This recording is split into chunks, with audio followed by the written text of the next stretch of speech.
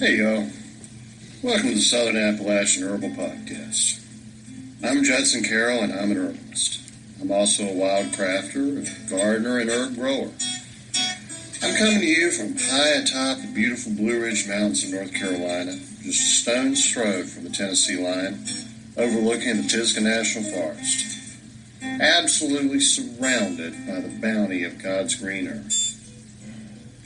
I spent most of my life wandering these mountains and learning about plants from the old timers and all sorts of characters. On this show, we'll talk about herbs and how to use them, how to find them, how to grow them, how to make preparations. We'll talk about a lot of things. We can also talk about permaculture, homesteading, foraging, and living off the land. Most anything, really. You can email me at southernappalachianherbs@gmail.com if you have a question or a comment. You can also contact me through the Grow Network, where I'm a regular contributor and a moderator for the forums. And my blog is, of course, southernappalachianherbs@blogspot.com. All right, y'all. I'm going to sit my guitar down and let's talk about herbs.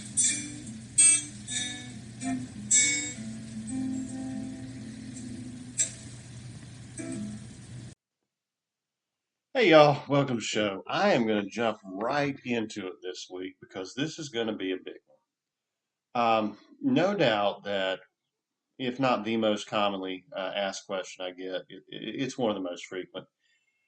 People ask me, what can I do for pain?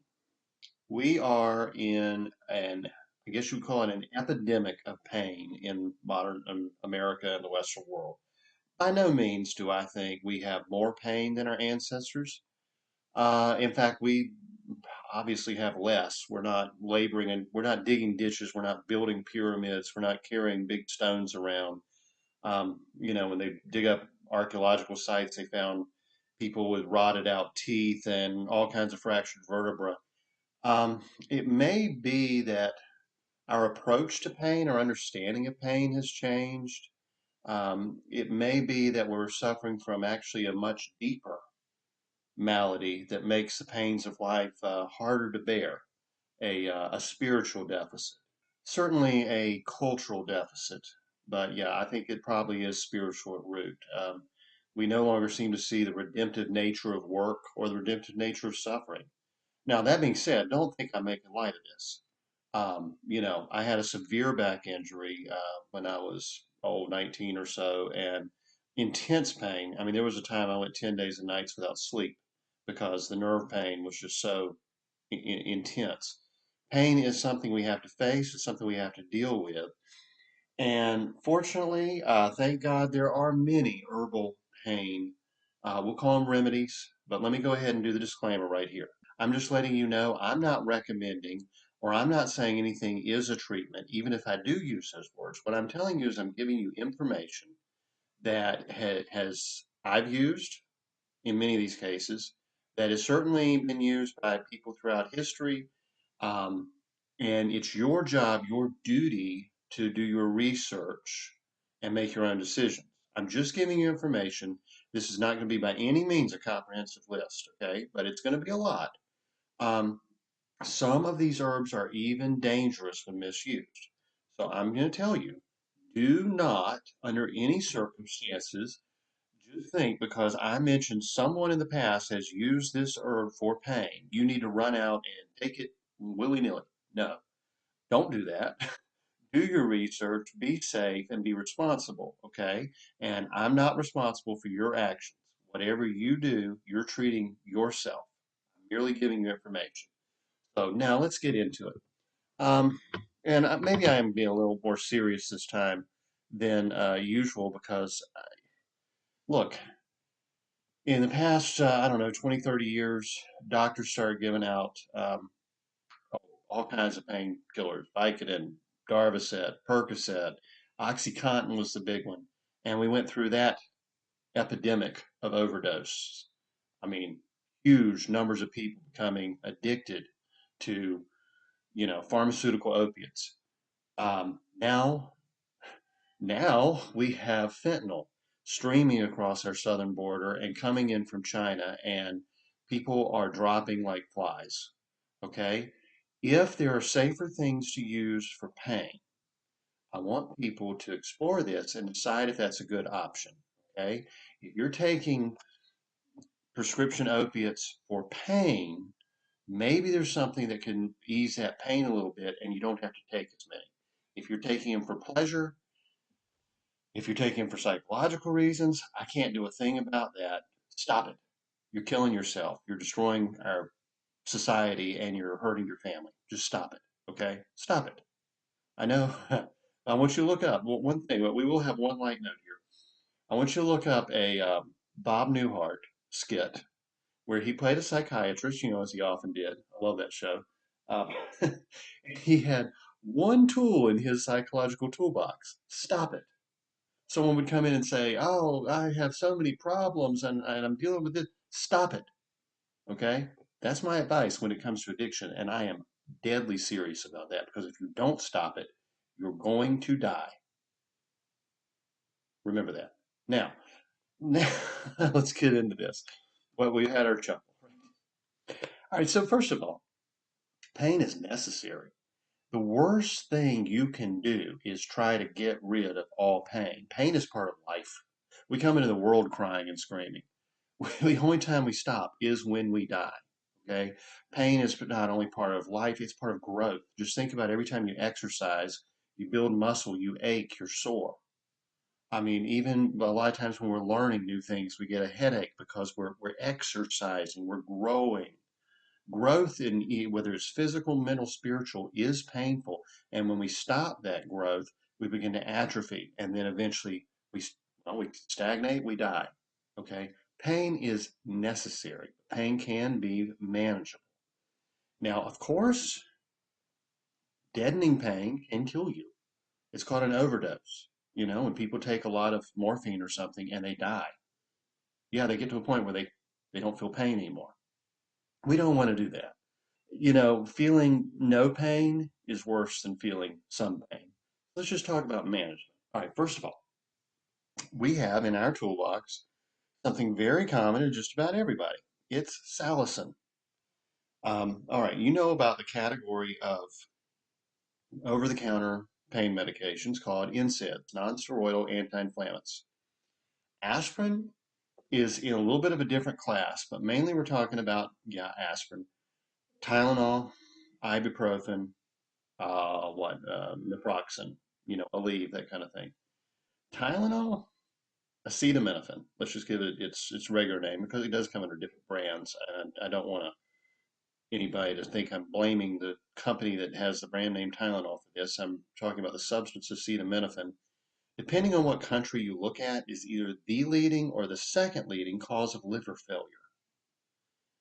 Taking acetaminophen destroys your liver. For some reason, every single prescription painkiller that is an opiate mixed with an NSAID is always mixed with Tylenol. No one can tell me why. For some reason, when you go into the drugstore, every cold remedy except for one, which is a generic form of Alka-Seltzer Cold Plus. If there's another one out there, I don't know it. I've read the backs of all of them, have Tylenol in them. Why is that? I mean, acetaminophen. Let me just clarify acetaminophen. Why is that? No one can tell me why the most commonly used NSAID is the one that turns your liver into Swiss cheese. But it is. Now, you would think it would have a big old warning label on it that says this product will destroy your liver. It doesn't. You would think if it's more dangerous than, say, many of the illegal drugs on the market, maybe somebody would try to ban it. No. Could it be maybe who's behind that industry? I don't know. Bad stuff. One of the pharmacists I used to work with said you can either drink alcohol or you can take acetaminophen. And frankly, I'd rather have a scotch. That's where I come from as well. I don't use any form of acetaminophen. And I would highly suggest that you look into that and make your own decision, an informed decision on that, and not just take something because someone told you to take it. You see, I can't do that. I can't tell you to take something. A doctor can, and sometimes they can even enforce that by rule of law. So we really need to be thinking about such things. Um, Ibuprofen, not quite as dangerous as Tylenol, but still not good. If you read the label, it has all kinds of side effects, especially with overdose and long-term use. Naproxen, it almost wasn't approved by the FDA because in the studies, the people taking it, yeah, they had less pain, but they had damaged nerves. So take those three off the table as far as I'm concerned. I mean, I don't think anybody has any reason to take acetaminophen, ibuprofen, or naproxen. Um, Aspirin is a little different. It has nowhere near the dangers and side effects of the other three, but it's hard on the stomach and it's a blood thinner. Okay, obviously, if you're on prescription rat poison, also called warfarin, or another blood thinner, you need to be aware of that. If you have an issue where hemophilia or you have trouble clotting, you need to be very aware of that and probably stay away from not only aspirin but some of these herbs that contain salicin. See, our modern aspirin is a synthetic version of willow bark. Willow bark and meadowsweet, to be um, specific, herbs that contain salicin. Salicin is turned into salicylic acid, and that reduces inflammation, it reduces pain, and it lowers fever. There are so many herbs that we can be using that contain salicin that won't bother your stomach, such as willow and meadowsweet. Lots of other trees, especially any of them in the poplar family. Um, Birch. Um, oh, there's so many. Oh, even violets. Violets, the flower, contain salicin. Many herbs contain salicin, and those are much better for us than anything that comes in a tablet form in a bottle. So when you think about aspirin, what's the first thing that comes to mind? Well, it's probably a headache. Okay, headaches are awful. Everybody hates a headache. There are many forms of headache, just like there are many forms of pain, and I'm going to talk about a lot of different forms of pain here. But let's talk about headache. So instead of grabbing that aspirin, maybe you do a little bit of tea out of willow bark and meadowsweet, or you eat a few violets. You can just literally eat them. But there are different kinds of headaches. What about a migraine? Well, migraine is very specific, and a lot of times those NSAIDs don't really help with a migraine, really at all. There are two herbs that do, and they are lobelia and anemone. A couple of drops of either of those can be very effective when a migraine is just coming on. Now, those are both acrid herbs. They will burn the throat. You don't want a whole lot of them. Just a few drops. See if it helps. If it doesn't, no harm, no foul, right? So that's two options right there. Now, other headaches are stress related or tension related, we could call them. Well, for then, we have all these sedative and nervine herbs that can just, you know, reduce the pressure a little bit, lower the blood pressure a little bit, take off some of the tension, take the edge off a little bit. Chief among those is valerian. I love valerian. It's an herb I take often. It is a simple herbal sedative, in the words of herbalist Michael Moore. It does what it's supposed to do. Now, in about, I think it's around 10% of the population, valerian has the opposite effect. It's actually stimulant. Okay.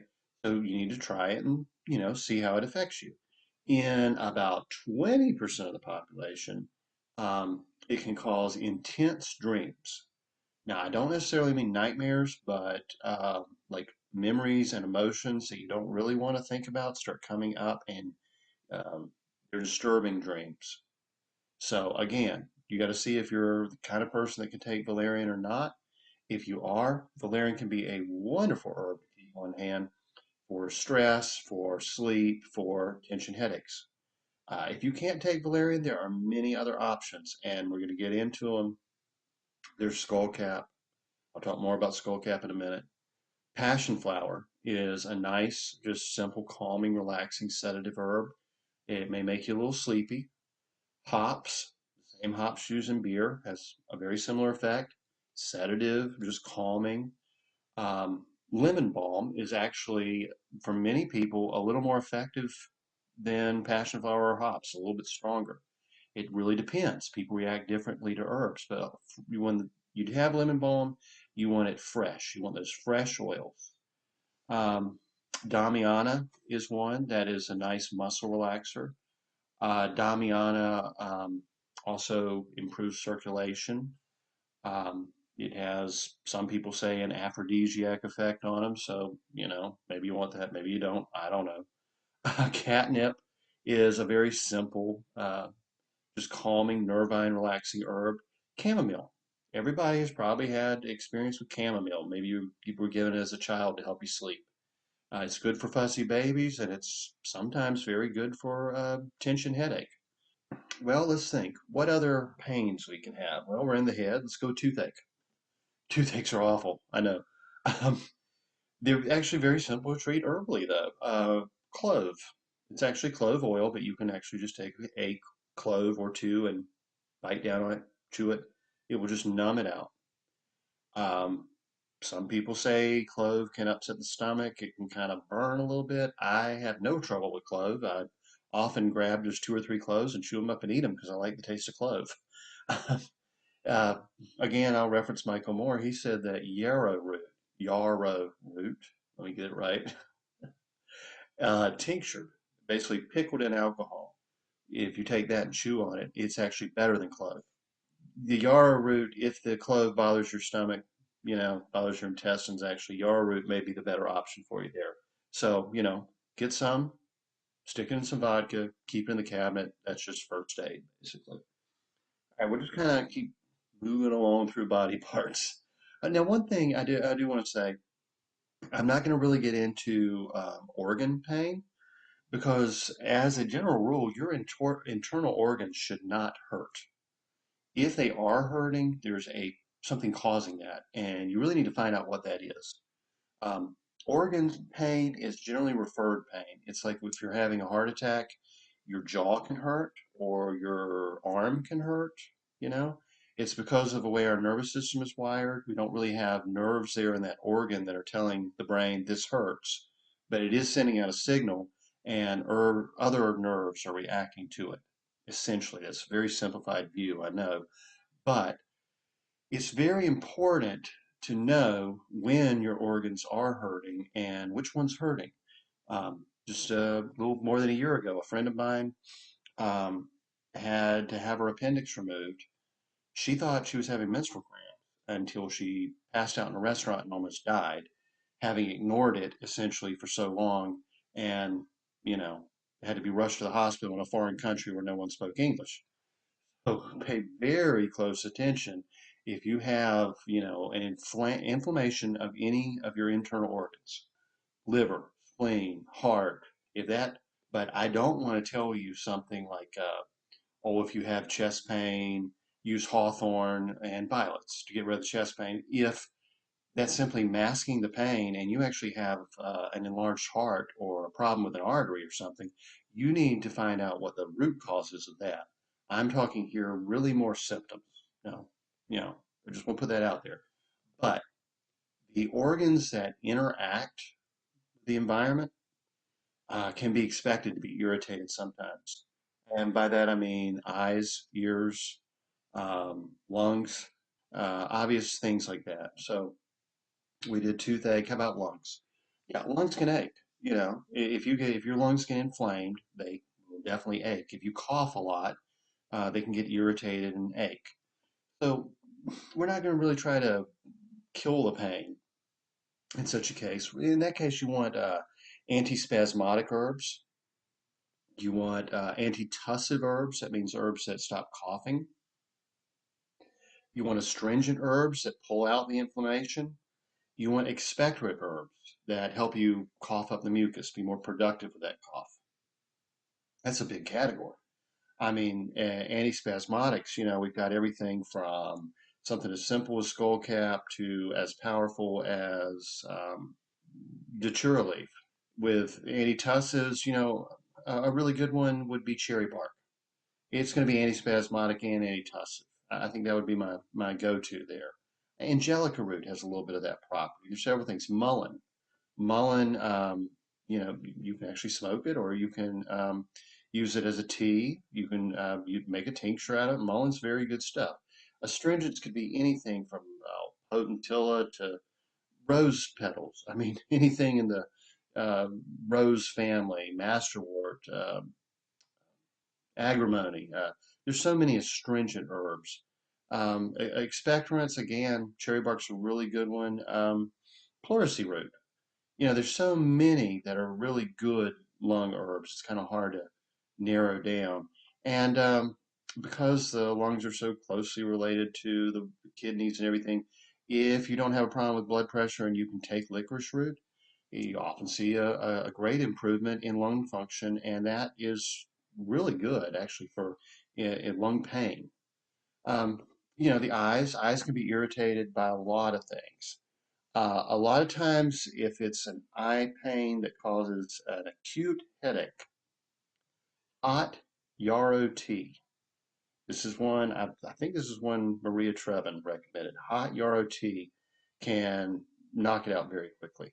Herbs can be used as an eye wash, eye bright, euphrasia.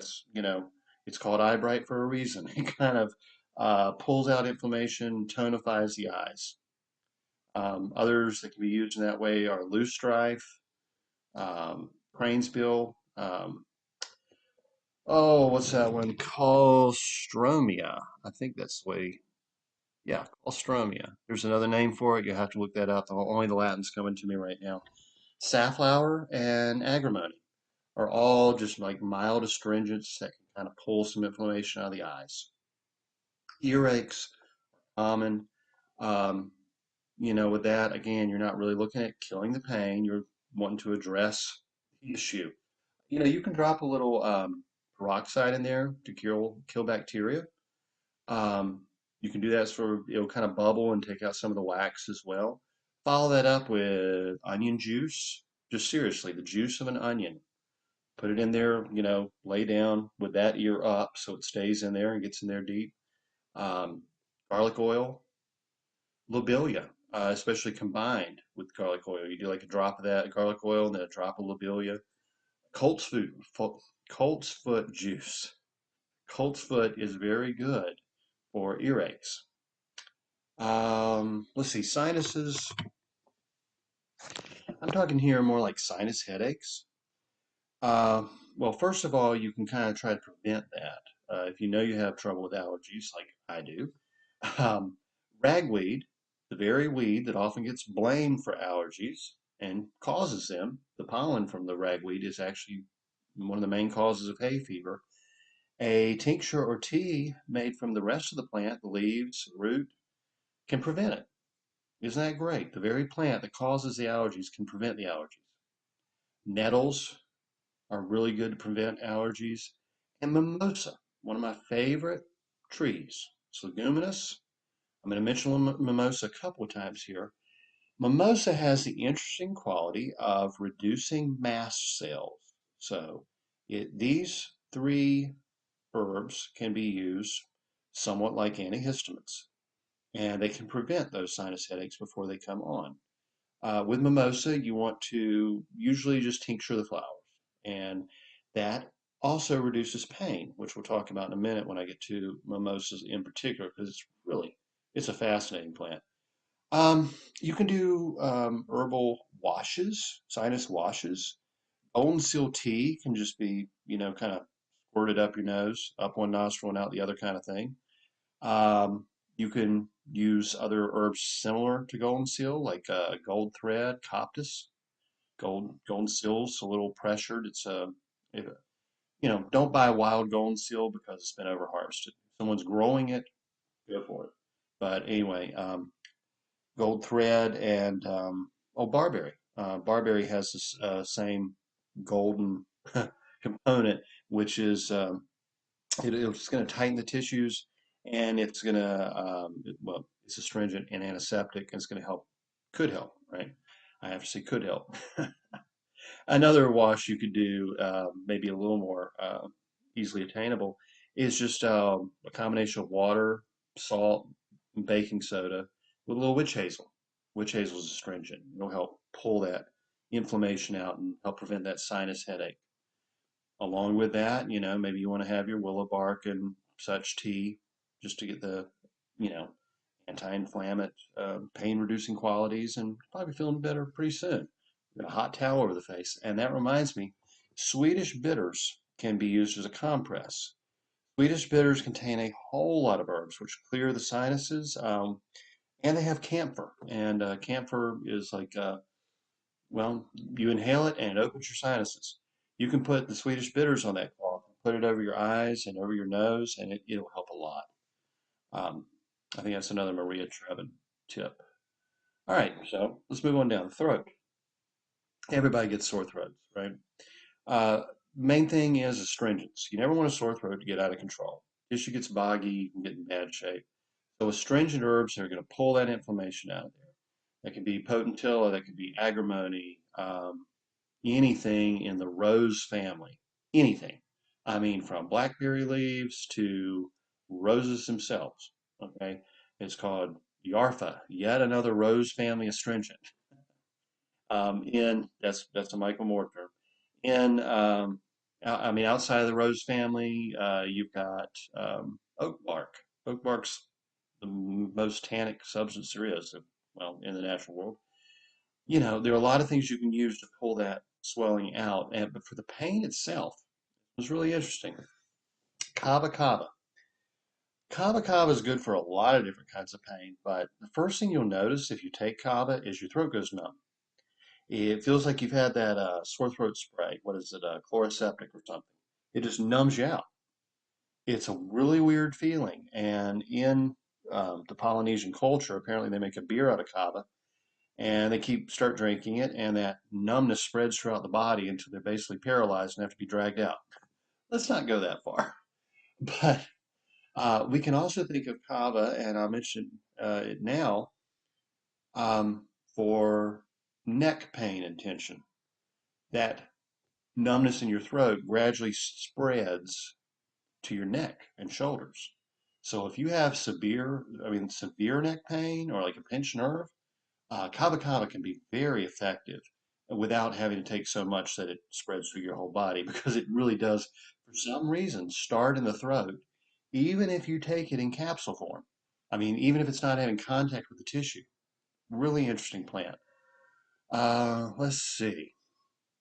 Well, that Yeah, we're kind of in the astringents area, so I'm going to go ahead and talk about skin inflammation, sunburn, swellings, sores, insect stings, you name it.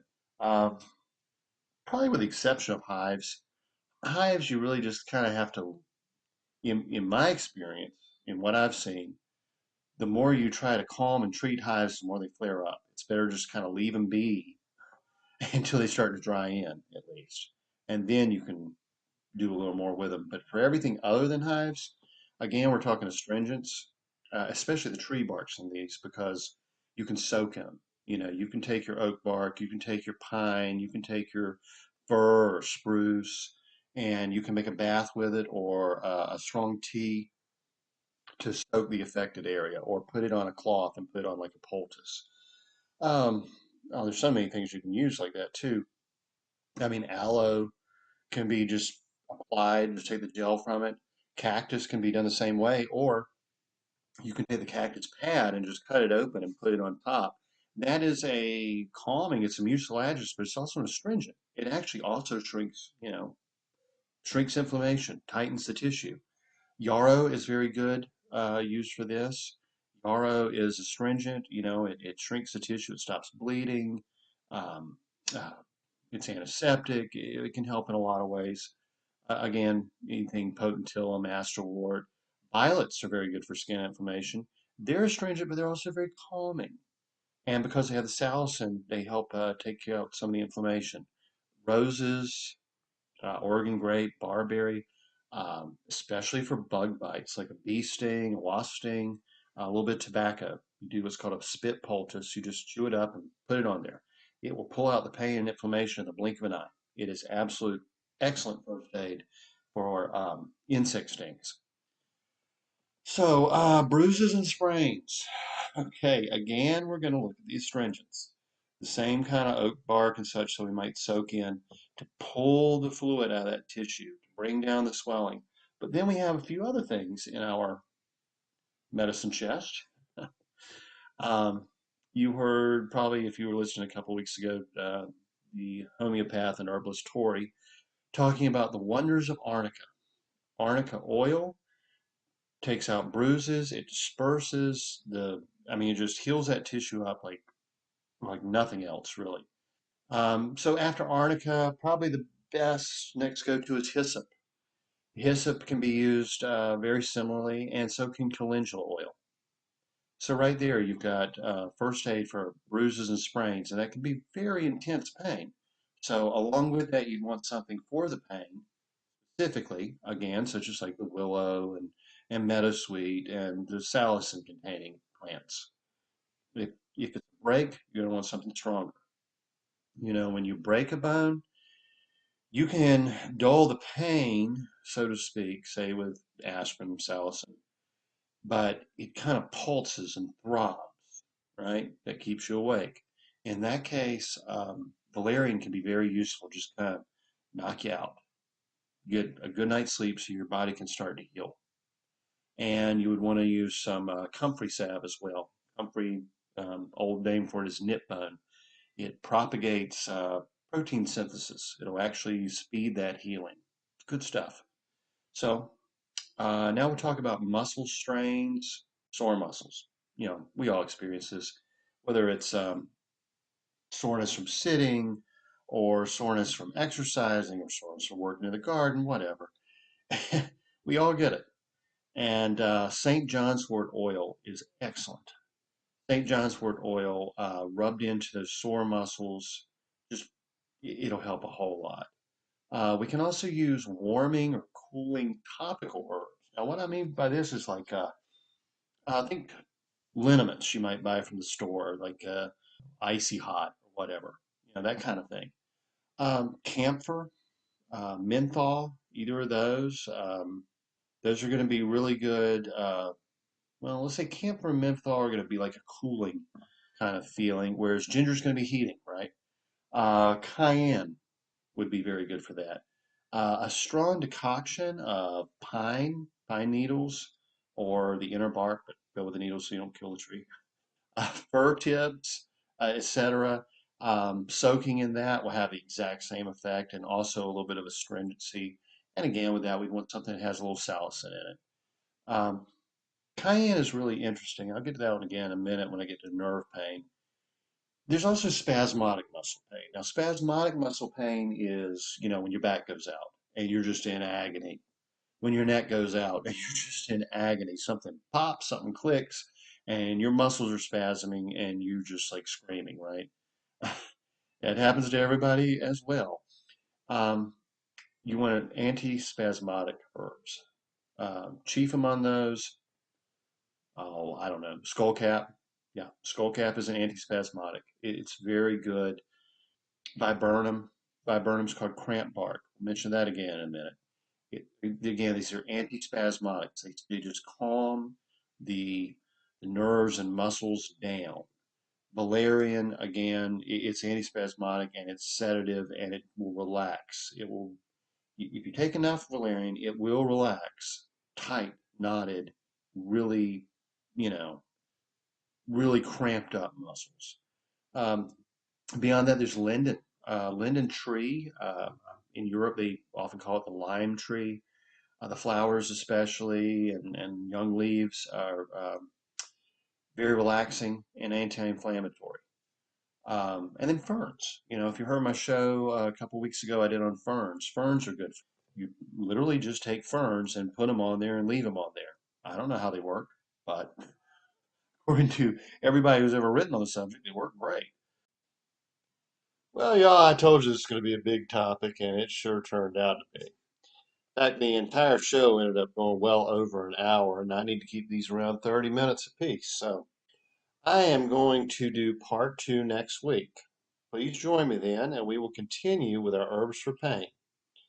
We will pick up where we left off, and we're going to talk about muscle and joint inflammation, herbs to help with that, herbs for varicose veins, digestive issues such as cramping and painful gas, menstrual cramps, and nerve pain. Going to really get heavy into nerve pain.